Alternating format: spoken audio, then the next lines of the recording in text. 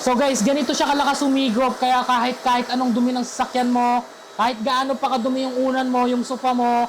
Guys, kung naghahanap kayo ng spot cleaner, vacuum cleaner na pwede nyong gamitin sa mga upuan ng sasakyan nyo, sa mga sofa, sa mga unan at iba pa. So ito, napakaganda nito, napakalakas po. Ito po yung ating Clean Pro M2 Lite ng Perry Smith mga idol ko. Unbox natin at testing na rin natin to.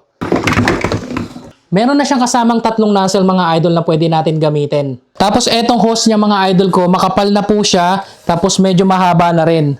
Etong saksakan niya mga idol, napakahaba na rin kaya hindi na natin kailangan ng extension dito. Tapos ang nagustuhan ko pa dito yung hose niya, na-fold siya dito, kaya napaka-portable kahit saan pwede natin siyang dalhin. Tapos meron na siyang bitbitan dito, tapos separate pa yung malinis na tubig sa maruming tubig. Ito naman yung power on niya. Tapos dito maglalagay lang po tayo ng malinis na tubig or pwede rin natin lagyan ng sabon.